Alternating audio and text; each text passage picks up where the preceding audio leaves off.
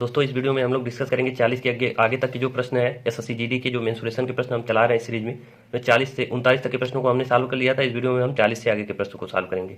तो आइए 40 नंबर के प्रश्न को देख लेते हैं। देखिए इसमें क्या कह रहा है, एक वृत्ताकार पार्क को रुपये 6.5 प्रति मीटर स्क्वायर की दर से, देखिए यहाँ स्क्वायर बुक में नहीं दिया, कर लीजिएगा, की दर से समतल करने के लिए लागत, टोटल लागत कितना है 36,036 रुपये है, और 1 मीटर स्क्वायर का लागत कितना है 6.5। तो कह रहा है इसके चारों ओर 18 रुपये प्रति मीटर की दर से बाड़ लगाने की लागत क्या है। तो मान लीजिए वृत्ताकार पार्क है, 1 मीटर स्क्वायर का खर्च दिया है और टोटल खर्च दिया है। तो क्या हम पाई आर स्क्वायर यानी पाई आर स्क्वायर निकाल सकते हैं? आप कहेंगे बिल्कुल। कैसे निकालेंगे? देखिए टोटल खर्च है 36,036 रुपये और 1 मीटर स्क्वायर का खर्च कितना है 6.5 रुपये। तो टोटल खर्च में 1 मीटर स्क्वायर के खर्च से भाग देंगे तो टोटल क्षेत्रफल आ जाएगा। अब क्षेत्रफल टोटल अगर हमें पता चल गया पाई आर स्क्वायर, तो इसको अगर हम काटेंगे तो ये 5544 आएगा। ये 5544 आएगा। तो यहाँ से हमें आर का मान निकालना है, आर स्क्वायर दिया है।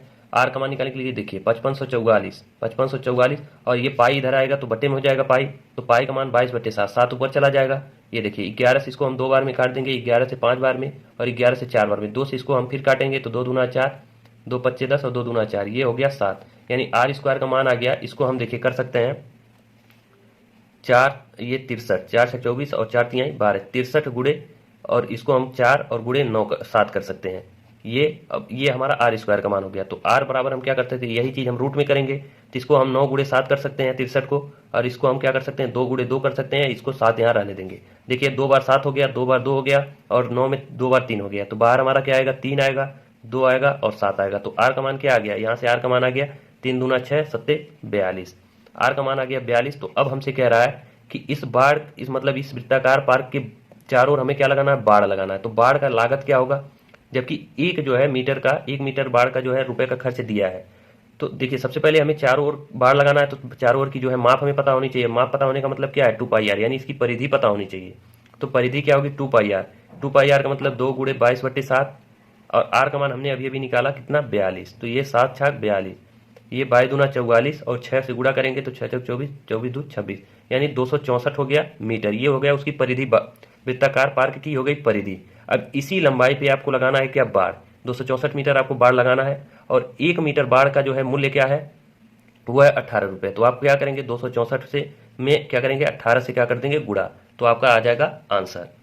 अब आइए अगले और प्रश्न की ओर चलते हैं, 41 नंबर। देखिए 41 नंबर के क्वेश्चन में क्या कह रहा है, एक ठोस बेलन के आधार की त्रिज्या और ऊंचाई का योग, यानी एक बेलन है उसके आधार की त्रिज्या और ऊंचाई का योग दिया है कितना 17 सेंटीमीटर।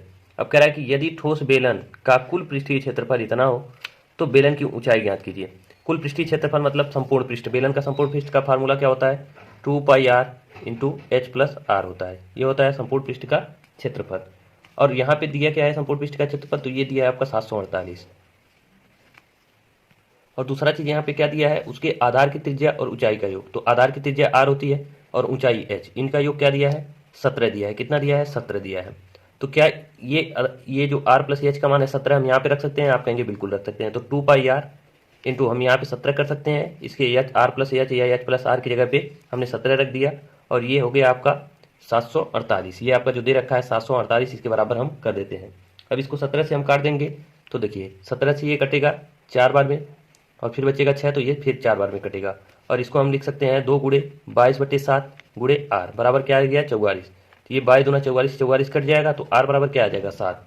तो हमसे पूछा क्या था, बेलन की ऊंचाई पूछा था। तो देखिए आर का मान आ गया 7 और एच प्लस आर का मान क्या है 17।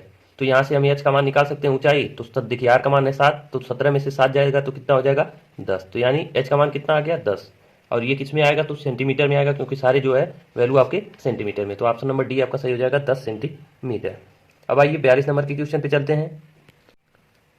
देखिए 42 नंबर के क्वेश्चन में क्या करा है कि एक नियमित समचतुष्फलक के किनारे की लंबाई 1 सेंटीमीटर है, इसकी मात्रा बताइए। तो मात्रा इसका देखिए मतलब आयतन पूछना चाह रहा है। तो देखिए समचतुष्फलक एक आपका पिरामिड की तरह होता है। पिरामिड हमने अभी तक पढ़ा नहीं है, तो यहाँ पे दे दिया गया, ये भी देखिए आपके एग्जाम में पूछा नहीं गया है, बस बुक में दे दिया गया है। तो यहाँ पे अब दे दिया है तो हम बता देते हैं। देखिए पूरा डिटेल में इसको हम डिस्कस नहीं कर सकते क्योंकि काफ़ी ज़्यादा टाइम लग जाएगा डिस्कस करने में, लेकिन इसका जो पूछा है इसका आयतन का फार्मूला हम आपको नोट करा देते हैं। इसके आयतन का फार्मूला क्या होता है, देखिए यहाँ पे आप नोट कर सकते हैं कि समचतुष्फलक का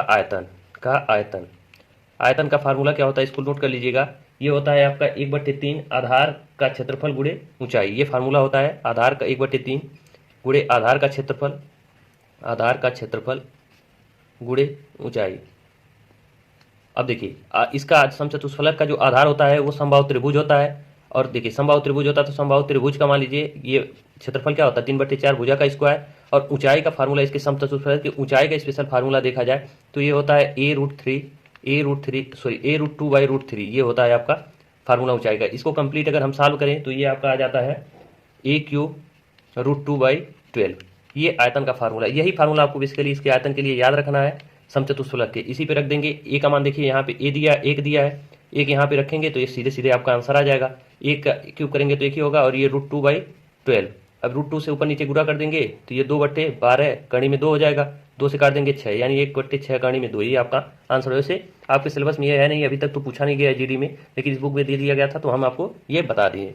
अब आइए 43 नंबर के क्वेश्चन पे चलते हैं। कभी देखिए कभी हम लोग पढ़ेंगे जब मेंसुरेशन आराम से चैप्टर वाइज, तब हम वहाँ पे पूरा डिटेल में आपको ये समझा देंगे कि समचतुष्फलक क्या होता है, प्रिज्म में पिरामिड क्या होता है। वैसे जीडी के एग्जाम में आपसे नहीं पूछता है, इसलिए हम यहाँ पे उसको डिस्कस नहीं कर रहे हैं। चलिए 43 नंबर के क्वेश्चन पे चलते हैं। देखिए 43 नंबर के क्वेश्चन में क्या कह रहा है कि 16, 12 और 10 सेंटीमीटर आयामों के एक बॉक्स में सबसे लंबी छड़। तो देखिए किसी बॉक्स में जो है सबसे लंबी जो छड़ होती है, ये बॉक्स जो भी होगा वो घनाभ क्या आकार का होगा, तो घनाभ का विकर्ण ये होगा, जो सबसे लंबी छड़ जो रखी जाएगी उसका विकर्ण होगा, पहले भी हम बता चुके हैं। तो इसके लिए जो सबसे लंबी छड़ है यानी छड़ की लंबाई, सबसे लंबी छड़ की लंबाई जो होगा, छड़ की लंबाई, उसके लिए हमने आपको फार्मूला बताया था कि रूट में क्या होता है L² + B² + H², यानी जो भी तीनों भुजाएं दी गई हैं उनका स्क्वायर करके जोड़ दिया जाए और उसी को कर्ण में कर दिया जाए तो वही विकर्ण आता है। विकर्ण बोले तो वही सबसे लंबी छड़ होती है। जैसे घनाभ में हमने आपको बताया था कि ये घनाभ है, तो इसमें सबसे ज़्यादा जो सबसे बड़ी जो छड़ होगी वो इसका विकर्णवत होगी, यही सबसे बड़ी छड़ होगी। तो इसी का मान हमें निकालना, तो इसके लिए फार्मूला होता है L² B² H², सभी को जोड़ दिया जाता है। इस फार्मूले को याद रखिएगा, ये क्वेश्चन आपसे पूछ लेता है, अक्सर पूछ लेता है, क्योंकि देखिए 2020 में आपका दिल्ली पुलिस का एग्जाम हुआ था, उसमें भी कई शिफ्ट में ये क्वेश्चन पूछा था, सेम इसी फार्मूले पे पूछा था, तो इसको ध्यान में रखिएगा। तो ये क्या हो जाएगा, रूट में 16 का स्क्वायर करेंगे तो 144, 16 का करेंगे 16 का तो हो जाएगा आपका 256, और 12 का हो जाएगा 144, अब प्लस 10 का हो जाएगा 100। इन सभी को जोड़ देंगे, आप इन सभी को अगर जोड़ेंगे तो आ जाएगा ये देखिए 300, 4, 500 हो जाएगा टोटल, ये 500 कड़ी में, और इसको हम बाहर कर देंगे तो क्या हो जाएगा 10 कड़ी में 5, यही आपका आंसर हो जाएगा। जो सबसे लंबी छड़ होगी रखी जा सकने वाली वो 10 कड़ी में 5 हो जाएगी। ऑप्शन नंबर ए सही हो जाएगा। अब आइए 44 नंबर के क्वेश्चन पे चलते हैं।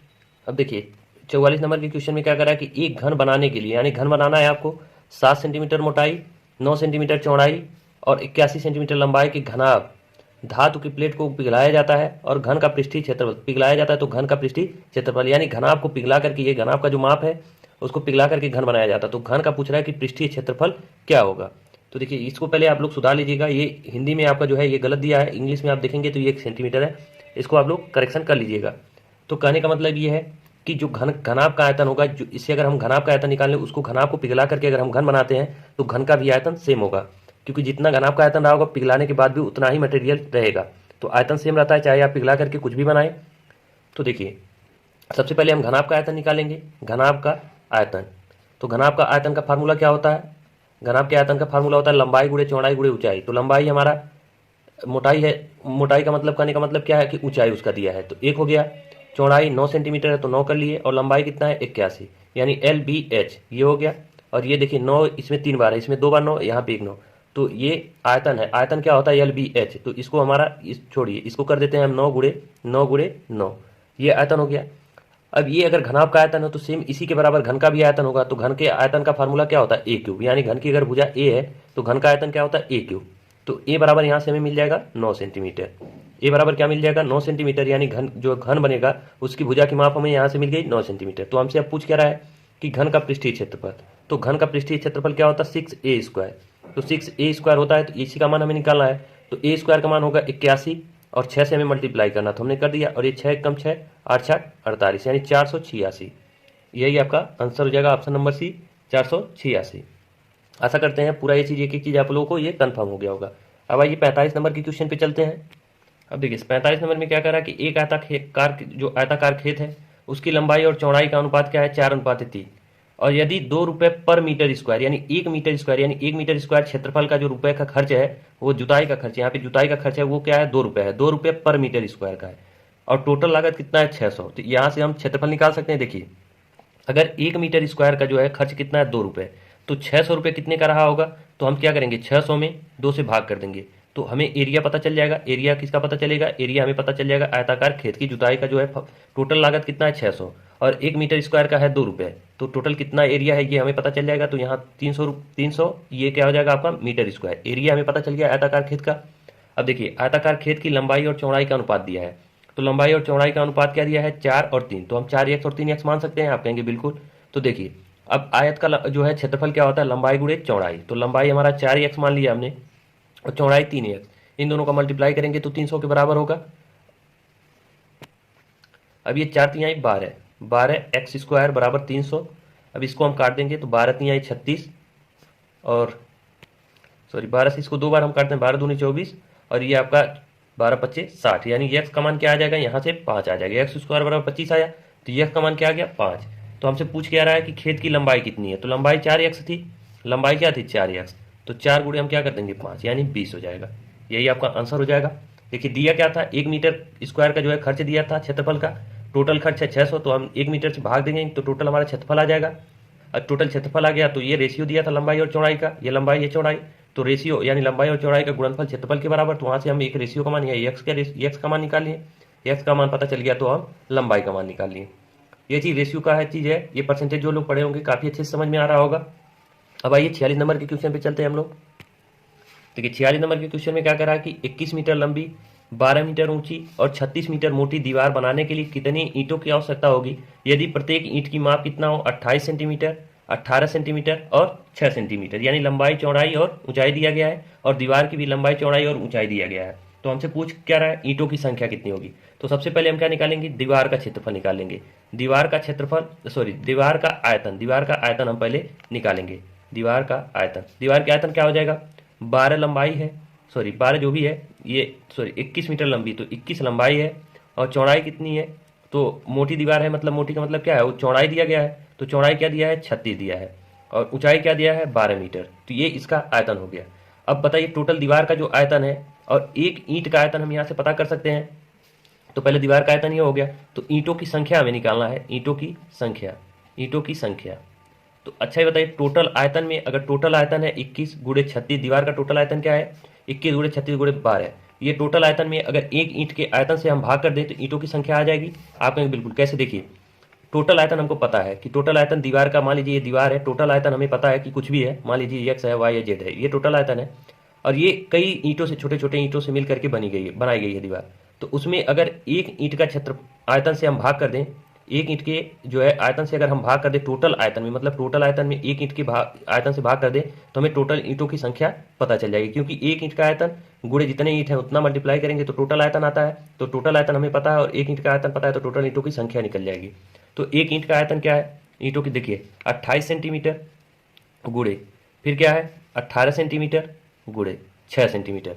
लेकिन देखिए यहाँ पे हमने एक छोटी सी गलती क्या करी, यहाँ दिया है ये मीटर में है, लंबाई कितनी है ये 21 मीटर है, ये दीवार की जो लंबाई है वो क्या है 21 मीटर है और चौड़ाई क्या है, ये जो ऊंचाई क्या है 12 मीटर, ये भी मीटर में है और ये 36 क्या है सेंटीमीटर में है। तो इन दोनों को हम क्या करेंगे सेंटीमीटर में कन्वर्ट करेंगे, तो 21 मीटर है तो 100 सेंटीमीटर से इसमें मल्टीप्लाई 100 से अगर हम मल्टीप्लाई करें तो सेंटीमीटर में हो जाएगा, इसमें भी हम 100 से मल्टीप्लाई करते तो सेंटीमीटर में हो जाएगा। तो हम सिंपली क्या करते हैं दोनों में 100 से मल्टीप्लाई करने के बाद यहाँ सीधे हम 10,000 से गुणा कर दे रहे हैं। तो हो गया अब हमारा सारा जो ये वैल्यू हो गया वो सेंटीमीटर में हो गया। अब हम क्या करेंगे काट देंगे इन सभी को, काट पीट के छोटा, जब इसको सबको काट देंगे आप तो ये आपका आंसर आ जाएगा 30,000। क्या आ जाएगा 30,000, यानी इतने ईंटों की संख्या होगी। कैलकुलेशन कर लीजिएगा, आसान है, आ जाएगा। ऑप्शन नंबर बी सही हो जाएगा। बस हमें यहाँ ध्यान क्या देना था कि ये मीटर में है, ये दो डाटा हमारे क्या है दीवार की, ये मीटर में है, इनको हमें सेंटीमीटर में कन्वर्ट करना है। तो सेंटीमीटर में कन्वर्ट करने के लिए 100 से गुणा इसमें भी करेंगे इसमें भी करेंगे, तो यानी 100 गुणे 100 करेंगे 10,000, हमने डायरेक्ट यहाँ गुणा कर दिया। और ये जो है ये सेंटीमीटर में दिया था तो इसको हमें कुछ भी नहीं करना था। अब आइए 47 नंबर के क्वेश्चन पे चलते हैं। देखिए 47 नंबर के क्वेश्चन में क्या कह रहा है कि एक ठोस लंबवृत्तीय शंकु, यानी शंकु क्या होता है, ये आपका शंकु है और ये कह रहा है कि इस शंकु का कुल पृष्ठीय क्षेत्रफल, कुल पृष्ठीय क्षेत्रफल मतलब ये वक्र पृष्ठ का क्षेत्रफल और ये आधार का क्षेत्रफल जब जोड़ देते हैं तब होता है कुल पृष्ठीय क्षेत्रफल। तो कुल पृष्ठीय क्षेत्रफल के लिए फार्मूला हमने क्या बताया था πr_l, यानी ये वक्र पृष्ठ का क्षेत्रफल प्लस आधार का क्षेत्रफल, आधार क्या है वृत्त है तो इसका क्षेत्रफल, दोनों को ऐड करते हैं तो कुल पृष्ठीय क्षेत्रफल आता है। और कुल पृष्ठीय क्षेत्रफल क्या दिया 69 30 दिया है, 69 30 दिया है। अब यहाँ पे एक चीज आपसे कह रहा है कि इसका वक्र पृष्ठीय क्षेत्रफल इसकी कुल पृष्ठीय क्षेत्रफल का 4/5 है। तो कुल पृष्ठीय क्षेत्रफल क्या है, 6930 है। तो 6930 हम यहाँ करेंगे, ये मतलब ये वक्र पृष्ठीय क्षेत्रफल ये है पाई आर एल। तो पाई आर एल जो है कुल पृष्ठीय क्षेत्रफल का कितना है, 4/5 है। प्लस हम क्या करेंगे, पाई आर स्क्वायर, इसको हम नहीं छेड़ेंगे, बराबर क्या करेंगे 6930 कर देंगे। इसको जब सॉल्व करेंगे तो इसका मान आ जाएगा 6930 में जब 4/5 से हम गुणा करेंगे तो ये आ जाएगा 5544। कितना आ जाएगा 5544। तो ये पाई आर स्क्वायर बराबर हम क्या करेंगे 6930 और माइनस ये इधर हम पक्षांतर कर देंगे 5544 को, कितना 5544 को। अब इसी को हम सॉल्व करके आर का मान निकालेंगे, क्योंकि व्यास हमसे पूछा तो आर का मान हमें निकालना पड़ेगा। तो पाई आर स्क्वायर बराबर 6930 में से 5544 हम घटा देंगे तो ये आ जाएगा 1386। यहाँ से हम आर स्क्वायर बराबर अगर निकालें तो 1386 बटे में पाई का मान 22/7 रखेंगे तो यहाँ 22 होगा और 7 ऊपर मल्टीप्लाई हो जाएगा। तो आर स्क्वायर बराबर क्या हो जाएगा, इसको हम काट पीट देंगे तो ये आपका आर का मान आ जाएगा 21। काट के देख लीजिएगा, आर का मान आ जाएगा यहाँ से सीधे आर का मान आ जाएगा 21। और हमसे पूछा क्या है व्यास, तो व्यास बराबर क्या होता है 2r। 2r का मान क्या हो जाएगा 2 × 21 यानी 42। और ये किस में आएगा, तो ये सारे चीज़ सेंटीमीटर में दिए गए हैं डाटा, तो ये 42 सेंटीमीटर आ जाएगा। तो इस तरह से इस प्रश्न को सॉल्व करना था। अब आइए 48 नंबर के क्वेश्चन पे चलते हैं। देखिए 48 नंबर के क्वेश्चन में क्या कर रहा है कि एक शंकु का वक्र पृष्ठीय क्षेत्रफल क्या है 25 कड़ी में 2 पाई सेंटीमीटर। तो वक्र पृष्ठ का क्षेत्रफल का फार्मूला क्या होता है, पाई शंकु है तो पाई आर एल, ये वक्र पृष्ठ का क्षेत्रफल होता है शंकु का। तो पाई आर एल का मान क्या दिया है 25 कड़ी में 2 पाई, ये दिया है आपका वक्र पृष्ठ का क्षेत्रफल। और यहाँ पे क्या दिया है, यदि शंकु की ऊंचाई उसके आधार की त्रिज्या के बराबर है, यानी शंकु की जो ऊंचाई है h वो आधार की त्रिज्या के बराबर है, यानी h और r क्या है आपस में इक्वल है। तो पूछ रहा है कि शंकु का आयतन, तो शंकु का आयतन पता निकालने के लिए हमें क्या पता होना चाहिए, r पता होना चाहिए और h पता होना चाहिए। क्या, क्योंकि देखिए शंकु का आयतन क्या होता है 1/3 पाई आर स्क्वायर एच, यही फार्मूला होता है आयतन का। तो आर और एच हमें पता होना चाहिए, लेकिन यहाँ पे हमें क्या दिया है पाई आर एल दिया है, पाई आर एल का वैल्यू दिया है, एच हमें निकालना है। तो एच हम कैसे निकालेंगे, देखिए यहाँ से एल बराबर क्या हो जाएगा, देखिए यहाँ से हम निकाल लेते हैं एल का मान। एल का मान निकालेंगे तो आर का मान पता चल जाएगा, और आर का मान पता चल जाएगा तो हम आसानी से शंकु का आयतन निकालेंगे। तो कैसे निकालेंगे, देखिए एल स्क्वायर बराबर क्या होता है H square plus R square. तो एल स्क्वायर बराबर हम क्या कर देंगे, एच का मान आर के बराबर है तो ये 2r स्क्वायर हो जाएगा। तो एल बराबर अगर देखें तो यहाँ √2 इंटू आर हो जाएगा, यानी एल का मान क्या हो जाएगा √2 और आर हो जाएगा। तो यहाँ पे हम बेसिकली क्या करेंगे पाई और आर की जगह पे हम क्या रखेंगे आर, और एल की जगह पे क्या रखेंगे 2 करणी में आर, बराबर क्या है 25 करणी में 2 पाई। पाई से पाई कट जाएगा, आर से आर कट जाएगा, सॉरी आर से आर नहीं कटेगा, पाई से पाई कट जाएगा और ये आर स्क्वायर हो जाएगा, ये करणी में 2 से करणी 2, यानी आर स्क्वायर बराबर क्या 25, आर बराबर क्या हो जाएगा 5। अब आर का मान अगर हमें पता चल गया 5 तो एच का मान भी क्या हो जाएगा 5 ही होगा, क्योंकि आर और एच आपस में इक्वल है। अब हमसे पूछा है क्या शंकु का आयतन, तो शंकु के आयतन का फार्मूला हम सीधे सीधे लगा देंगे 1/3 पाई आर स्क्वायर का मतलब 5 × 5 = 25, और ये क्या हो जाएगा एच का मान भी 25 है तो 125, और ये पाई बटे 3 यही आपका हो जाएगा। तो इसको हम क्या कर देंगे 125 गुणे 22/7 गुणे 3।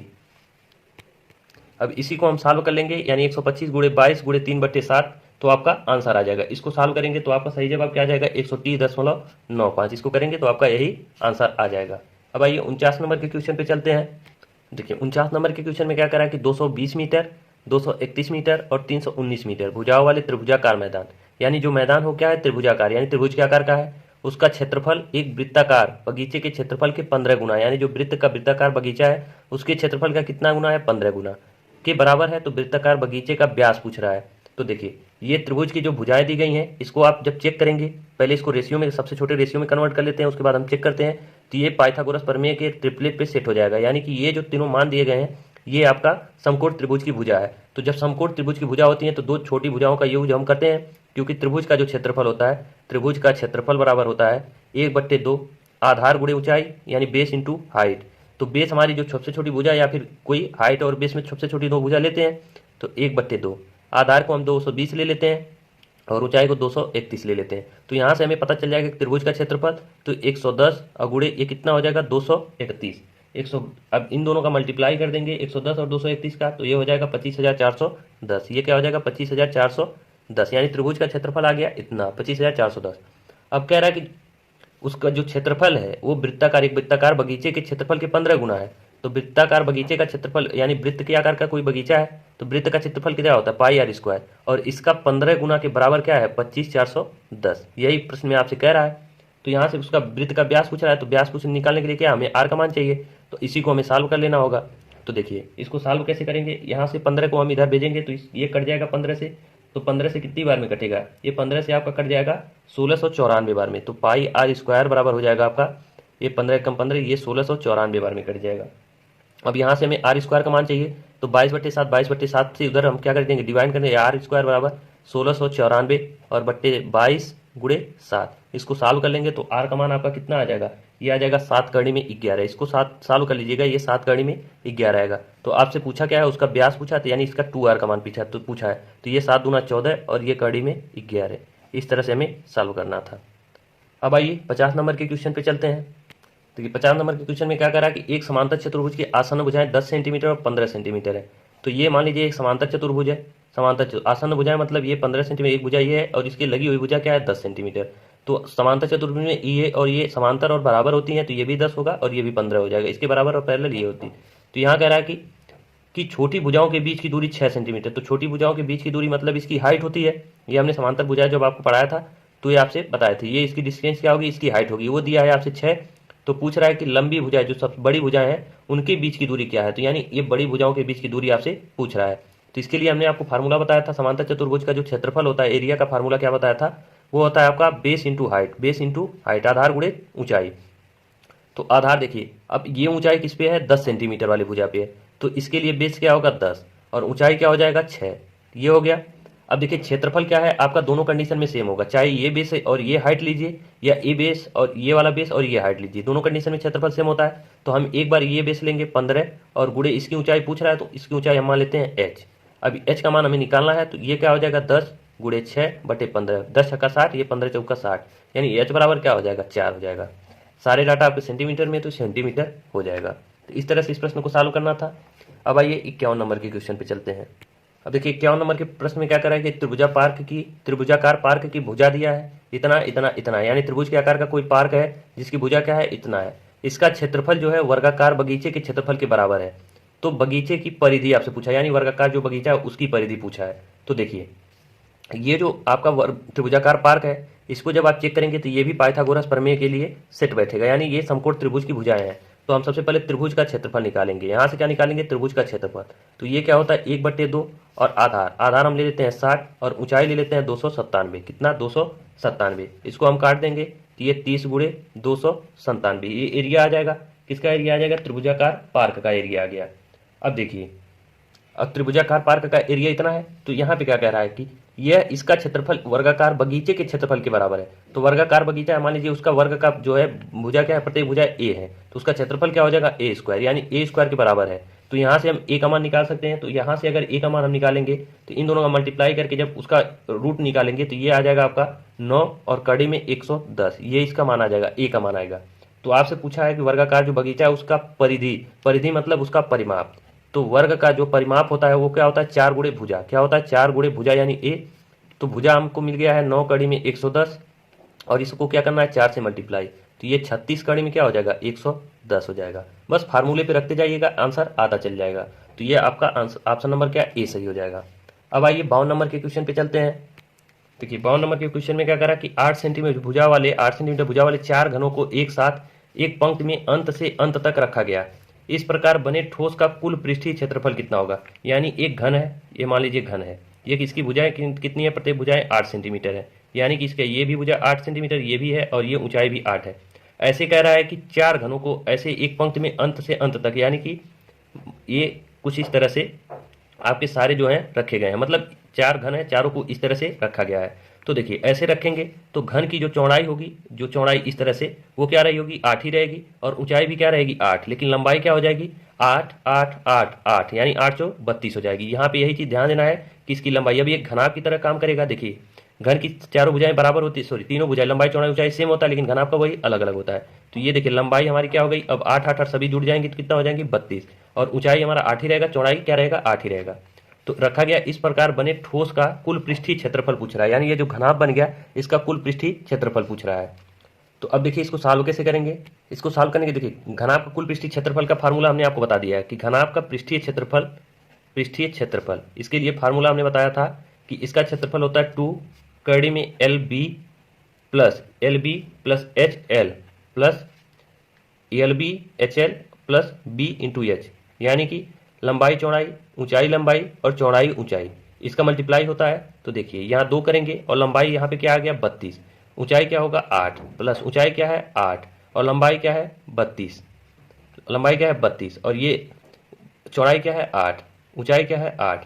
इन सभी को जब मल्टीप्लाई करेंगे तो आपका हो जाएगा 32/256, ये क्या हो जाएगा 256 प्लस 32/256 दो बार हो जाएगा, ये भी 32/256, ये क्या हो जाएगा 8×64, ये मल्टीप्लाई बाई 2। तो यहाँ से पृष्ठीय क्षेत्रफल देखा जाए, इन सभी को जोड़ देंगे, इन सभी को जोड़ेंगे तो आपका आ जाएगा 576, 576 गुणे 2 करेंगे तो आपका टोटल आंसर क्या हो जाएगा 1152। यही आपका सही जवाब हो जाएगा 1152। तो इसका पृष्ठीय क्षेत्रफल आपका टोटल क्या हो जाएगा 1152, जो कि ऑप्शन नंबर सी सही हो जाएगा। तो इस वीडियो में हम यहीं तक रहने देते हैं, बाकी 52 से आगे के जो प्रश्न है उसको हम नेक्स्ट वीडियो में सॉल्व करेंगे। बाकी वीडियो कैसा लगा कमेंट करके आप हमें जरूर बताते रहें। वीडियो अच्छा लगा तो वीडियो को लाइक करें। वीडियो को पूरा देखने के लिए धन्यवाद, मिलते हैं नेक्स्ट वीडियो में। बट ऐसा नहीं है, जो प्रीवियस ईयर आए हैं उन्हीं वर्डों को उठाया है, उन्हीं को कंपाइल किया है। ठीक है, अब फटाफट से जो अभी नए जुड़े हैं सब्सक्राइब कर दो, शेयर कर दो और लाइक कर दो। अगर कंटेंट पसंद आए तो लाइक कर दो, शेयर कर दो, सब्सक्राइब कर दो। ठीक है, बस इतना ही मांग रहे हैं।